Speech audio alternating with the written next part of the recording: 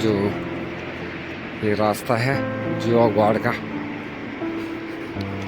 और जो आपदा आई थी उसके बाद यहाँ पे जो जुआ गढ़ के ग्रामीण हैं, ग्रामीणों के लिए एकमात्र जो यहाँ पे साधन था कि आप यहाँ से रिवर क्रॉस करते थे उस टाइम पे जब आप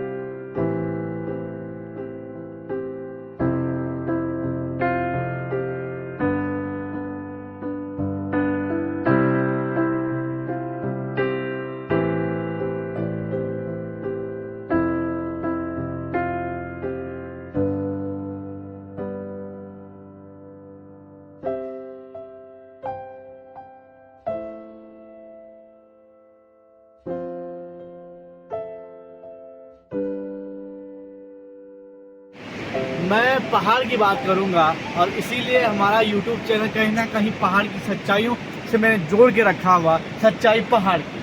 अब हकीकत ये है कि जब 7 फरवरी 2021 तो बीत गया है और आज 2 साल बीतने को हैं, और अब इसलिए देख रहे होंगे किस प्रकार से जुआ गढ़ जो गांव है यहाँ लगभग 35 परिवार रहते हैं, और आप पहाड़ को बचाने की बात कर रहे हो या पहाड़ को प्लाइन से रोकने की बात कर रहे हो तो ये दिल्ली तक ही ठीक है। मैं अपने उन तमाम मीडिया साथियों से बात कहूँगा या उन लोगों से भी जो बड़े बड़े जो हमारे नेता हैं उनसे भी बात कहना चाहूँगा कि हम लोग सिर्फ एक विजुअल बनाने तक ही सीमित हैं, और मैं सिर्फ ये बताना चाहूँगा कि भाई आज यहाँ पे पुल की व्यवस्था नहीं है, यहाँ पे ये नहीं हो रहा है, ये एक बड़ी बात है। मुद्दा ये है कि पहाड़वासी हैं हम साहब, जाएंगे कहाँ? एक सीमावर्ती क्षेत्र में इस प्रकार से लगातार हम लोगों का शोषण होता हुआ आ रहा है, ये सदियों से है। सरकार कोई भी हो, या कांग्रेस की हो या बीजेपी की हो या सपा हो या बसपा, कोई भी हो, क्योंकि हम लोगों को ठगा जाता है और ये जाएगा भी। मैं इसलिए कह रहा हूँ कि पीड़ा आज हमको अपने क्षेत्र की है। आज हम लोग खुद अपना चैनल बनाने के लिए मजबूर हैं, क्योंकि जिस प्रकार से आप देख रहे होंगे कि जुआ जुगनू की बात करूँगा या जुआ गढ़ की बात करूँगा, ये गांव है, ये गांव वो गांव है जिससे पहाड़ बसा हुआ है, पहाड़ बचा हुआ है।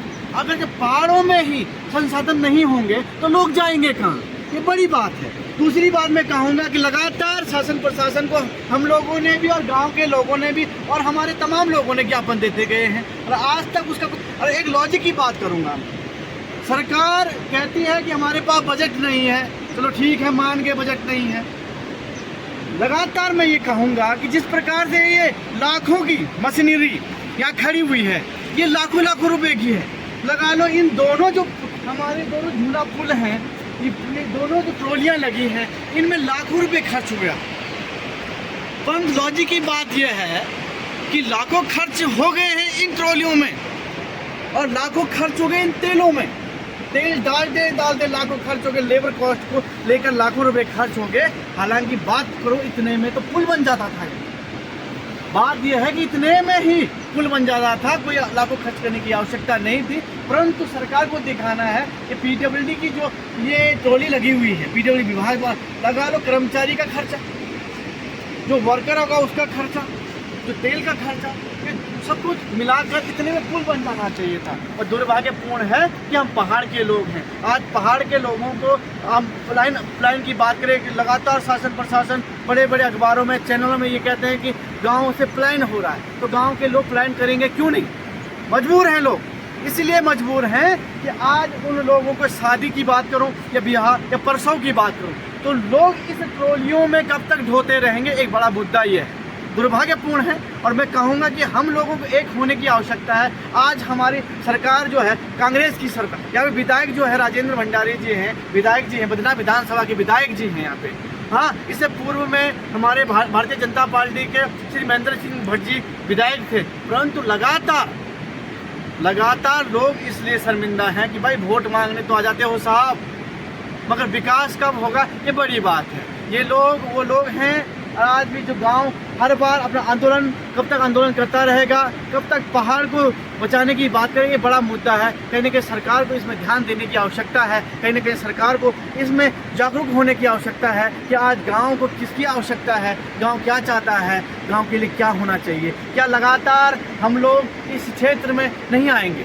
परंतु सरकार को सोचने की आवश्यकता है। हमारे मुख्यमंत्री जी भी दे चुके हैं, परंतु उनको भी ये तक नहीं पता है कि जो गांव कहाँ है। सीमावर्ती के कई ऐसे तमाम गांव हैं जहाँ आज सड़क नहीं है, जहाँ शिक्षा नहीं है, स्वास्थ्य नहीं है, दूरसंचार नहीं है। लोग अपने घरों को, गाँव को छोड़ने के पलायन के लिए मजबूर हैं। और पलायन आयोग का ये कहना रहता है कि उत्तराखंड से हजारों लोगों ने पलायन कर दिया। सिर्फ ये देहरादून तक ही सीमित है।